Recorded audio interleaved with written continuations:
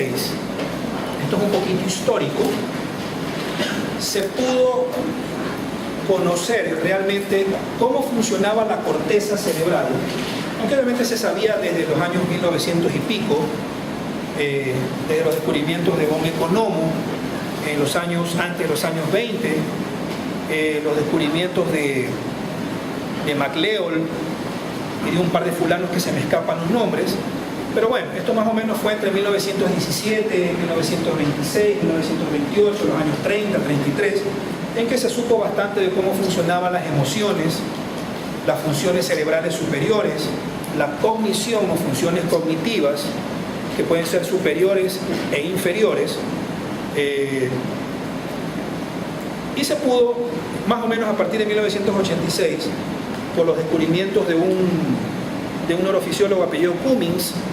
Esto, entre comillas, no es parte de la materia, sino para ir a otra parte, porque esto es más historia o neurología pura, pero la voy a aplicar a la neuroanatomía. Se pudo diferenciar lo que era la corteza de la subcorteza, y neuropsicológicamente hablando, las funciones mentales superiores se pueden dividir en dos grandes grupos: las que maneja la corteza, o sea, las corticales, y las que maneja la subcorteza, o sea, las subcorticales.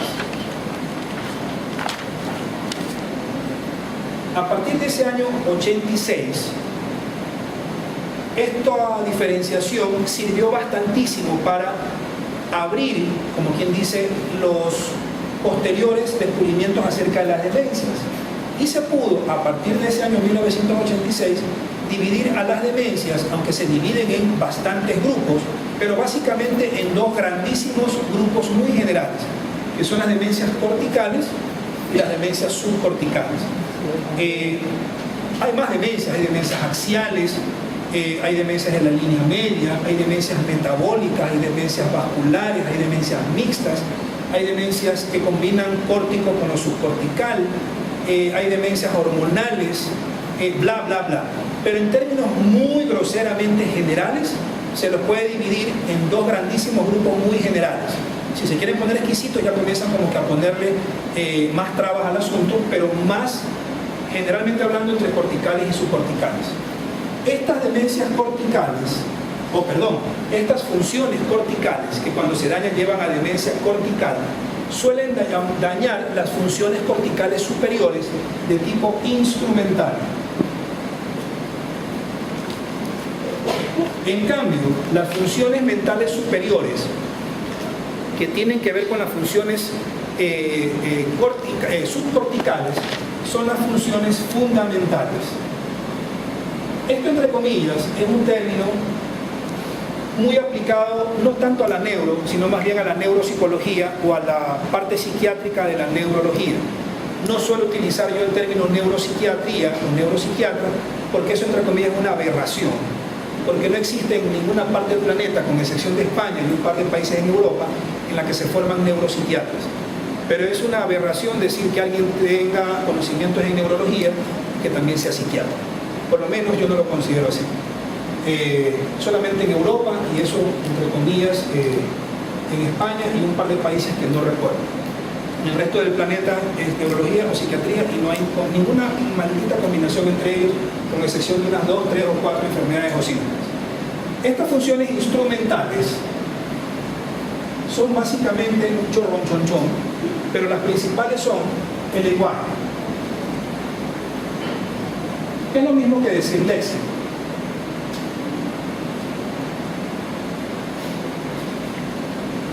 La praxia, que lo dije hace un rato, y que es la habilidad que tenemos para, obviamente, con la adquisición de un X, Y o Z conocimiento, saber cómo funciona algo, y lo podemos realizar solamente con que nos pidan realizarlo, sin tener necesariamente los útiles necesarios para realizar el evento. Cosa que cuando hay algo que se llama apraxia o dispraxia, se pierde esa habilidad. Obviamente, entre la praxia, o sea lo normal, y la apraxia hay varios niveles. Por ejemplo, aunque no viene al caso como clase, sino para que sepan, una persona puede no realizar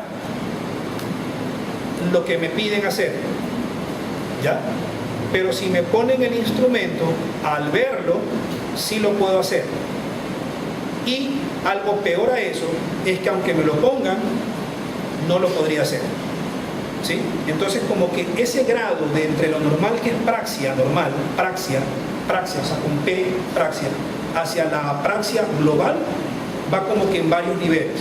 Desde la menos peor, por decirlo así, a la más peor, si es que vale el término, que entre comillas está mal dicho, pero cada una de ellas, entre la menos peor y la más peor, vale la redundancia, cada una de ellas tiene nombre y apellido en particular, ¿sí? Desde no reconocer lo que me piden hacer, pero si me lo ponen, ahora sí lo puedo hacer, ¿sí? Pero en cambio me lo pueden poner y no incluso, aunque me lo pongan, hacerlo realmente. Esa sería la peor tipo o la peor forma de apraxia, ¿sí? En este caso apraxia motriz, porque me están pidiendo realizar algo motor, ¿sí? Tenemos el lenguaje, la praxia, el reconocimiento perceptual. El reconocimiento perceptual quiere decir la percepción de tiempo y espacio, la percepción de en qué lado estoy ubicado, de en qué lado están ubicados ustedes, de quién está cerca mío y quién está en el fondo, etcétera, etcétera, etcétera, ¿sí? A eso se llama reconocimiento perceptual, la percepción de las cosas, que pueden ser auditivas, o sea, yo sé que alguien me habla desde el fondo, pero puedo reconocer que lo que me están hablando en el fondo es diferente a lo que me digan al oído. Reconocimiento perceptual de audición, reconocimiento perceptual de visión, o sea, yo sé que ustedes están aquí adelante y los chicos de allá están en el fondo y viceversa. Cuando eso se trastoca, uno no puede relacionar bien lo que está en el fondo versus lo que está delante mío, muy cerca mío, etcétera, etcétera, etcétera. La memoria, que entre comillas es básica, y el cálculo. Existen otras, pero estas son las 5 principales. En relación a la memoria, ya les dije, y lo vuelvo a repetir, la memoria en forma muy groseramente dividida, se la puede ir una memoria que está muy localizada o afincada o afianzada en el hemisferio izquierdo, que es la memoria semántica, o sea, la memoria que me permite utilizar el lenguaje escrito, hablado y leído, versus la memoria del hemisferio derecho, que es la memoria no semántica o asemántica y que depende mucho de otras habilidades, pero que no tienen nada que ver con el lenguaje. Eso lo podemos ver en otro momento si lo desean. En cambio, las funciones que dependen de la sustancia blanca subcortical o de todo lo que está por debajo de la corteza, o sea, la subcorteza o la subcortical, se llaman funciones fundamentales. Y son básicamente la vigilia, el sueño y el despertar. Por lo tanto, es lógico admitir que la capacidad que tienen ustedes para despertarse no es cortical, sino subcortical. Y ya lo veremos a propósito de la clase que yo suelo dar de sueño. La vigilia es el acto o el arte de permanecer por lo menos entre 60 a 90 minutos en una forma como que progresiva y secuencialmente vigilo despierto, pero cada 60 o 90 minutos pasamos por algo que se llama milisegúndicamente hablando, o sea, en cuestiones de milisegundos pasamos a microsueños y bla, bla, bla. Eso lo hablaremos después. Eso significa que ahorita me están escuchando 1 hora y media, probablemente en los siguientes 2, 3 a 10 minutos comiencen ya a dormitarse, pero sin quedarse profundamente dormidos, ¿sí? A eso se le llama vigilia. La vigilia nunca es un componente estático que se mantiene, sino que siempre cada 60 o 90 minutos se detiene, escasos milisegundos, sigue 60 o 90 minutos, se detiene, sigue 60 o 90 minutos, se detiene, y así sucesivamente durante prácticamente las 2/3 partes del día o la cantidad de tiempo que necesiten estar despiertos. La segunda es la activación, es la capacidad para nosotros mismos activarnos en todas las funciones que se les ocurra. La atención, o sea, el pararme bola, es subcortical, obviamente subcortical manejado por la corteza, pero es intrínsecamente subcortical. La motivación y el ánimo, que se puede decir que son 2 términos sinónimos o parecidos. La motivación es la capacidad que tenemos para mantenernos como que, ¿qué fue la palabra? Mantenernos pendientes de algo o de alguien, interesados en algo o en alguien, con el ánimo en algo o en alguien, etcétera, etcétera.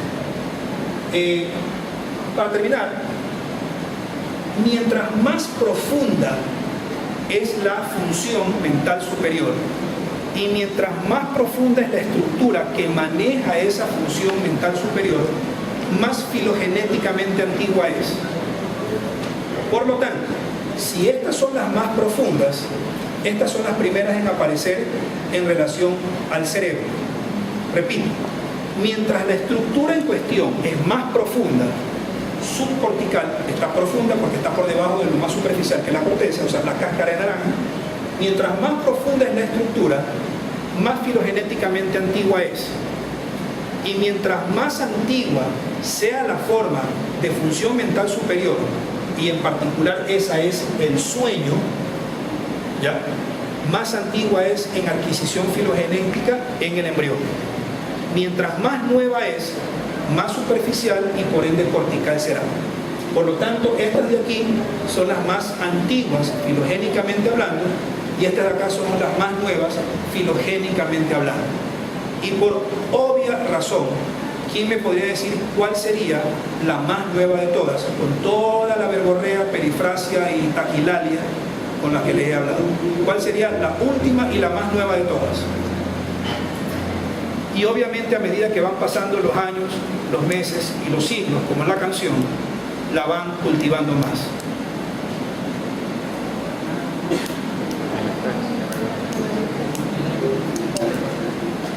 No, de las 5 pues.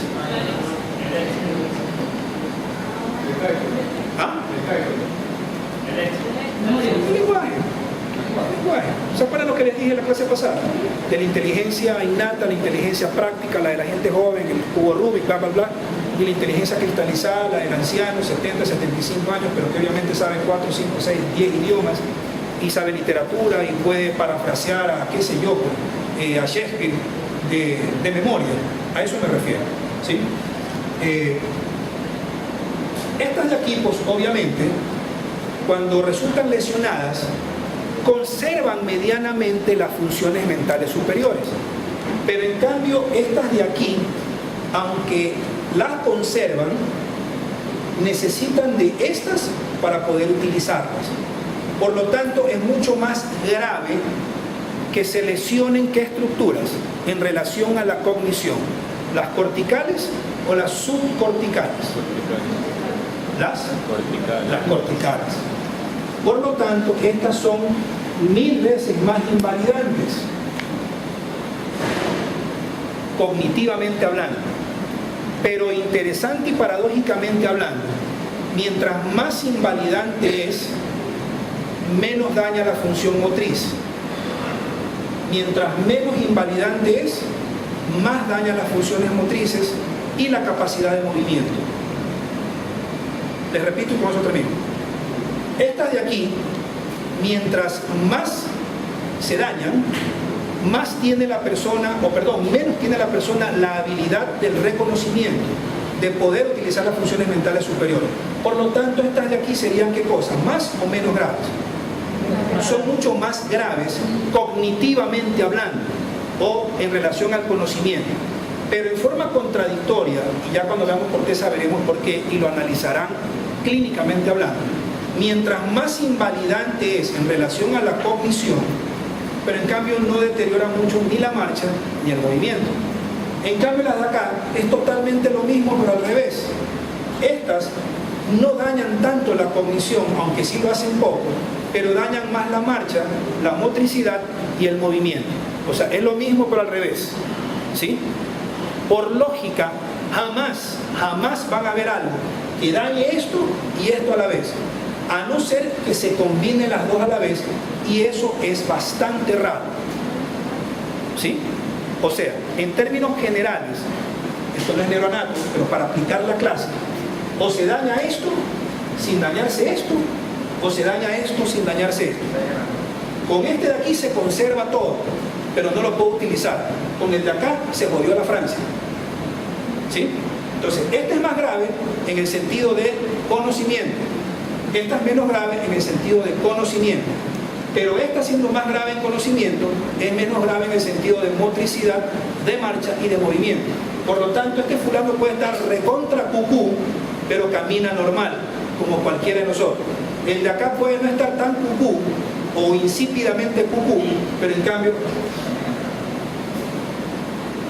o parkinsoniano o bla bla bla. O sea, trastorna la marcha o la motricidad o el movimiento. ¿Sí me entendieron? Ok, terminamos la próxima clase.